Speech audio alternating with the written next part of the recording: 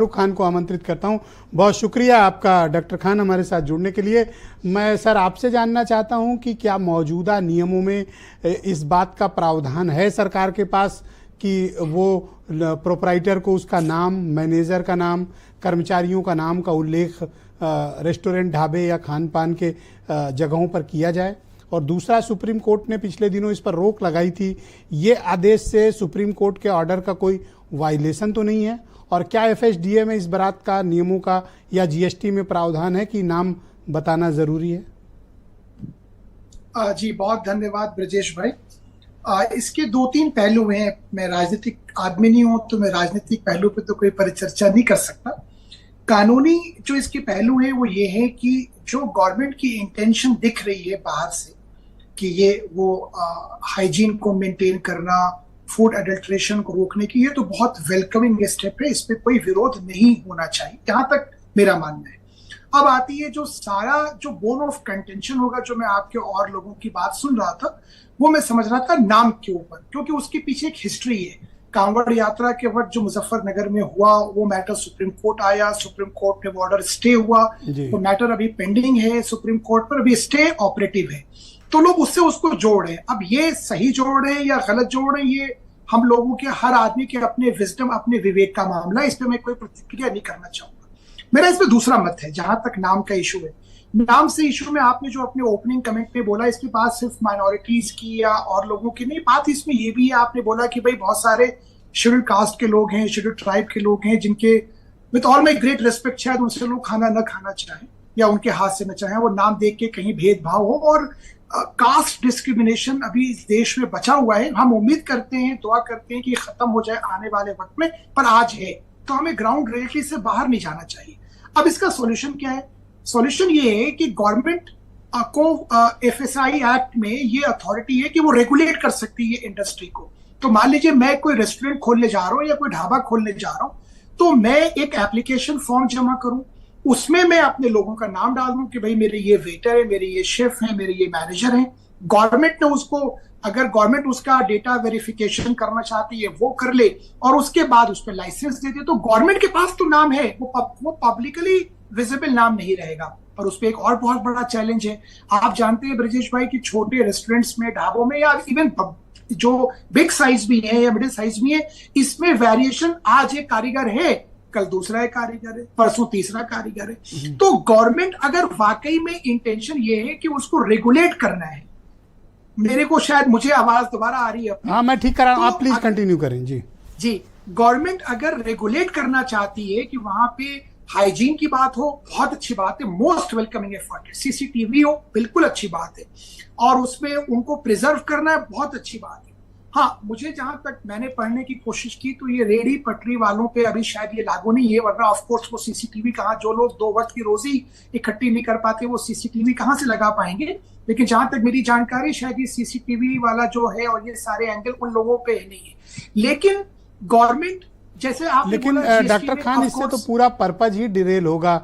अगर हमने रेहड़ी पटरी वालों को, स्ट्रीट फूड वालों पर निगरानी या सीसीटीवी या इस तरह का सर्विलांस सरकार ने नहीं रखा, तब तो पूरा मकसद ही डिरेल होगा। क्योंकि अधिकतर जो फूड एडल्ट्रेशन है, अपशिष्ट मिलाने के जो भी मामले सामने आए, किसी बड़े रेस्टोरेंट में नहीं आए, ऐसे ही स्ट्रीट फूड वेंडर्स के यहाँ आए जो वीडियोज वायरल हुए।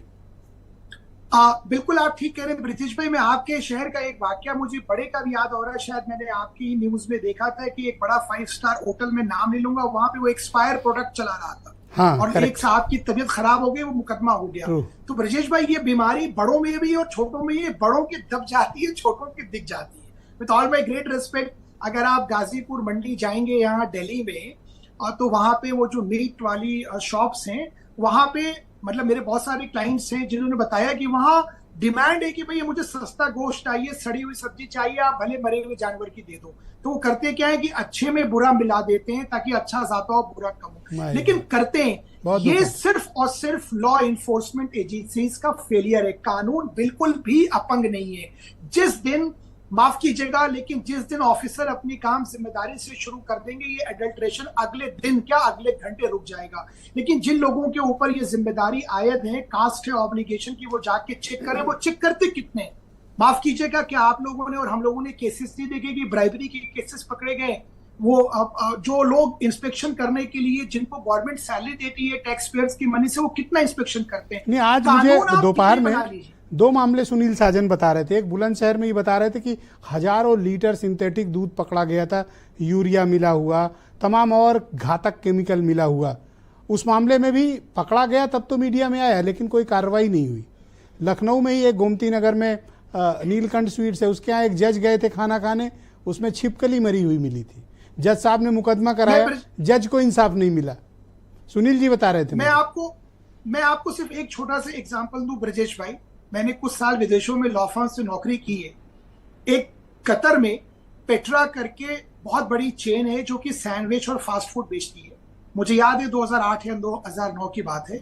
उनके एक आउटलेट में एक खाने में कॉकरोच मिल गया था। गवर्नमेंट ने उसी वक्त उनके उस वक्त 28 या 29 चेन थे, बंद कर दिए थे उसी वक्त।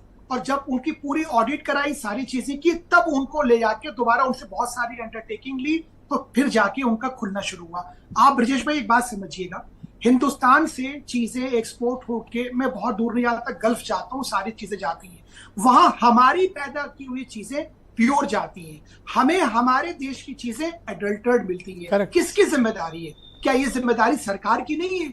क्या सरकार को हम तो क्यों अभी वो जिम्मेदारी पूरा करने आए हैं, तब ये लोग वाल्मीकि, पटेल, मौर्य, मुसलमान ये खोज रहे हैं। ये भी एक बड़ी राजनीतिक समस्या है डॉक्टर खान।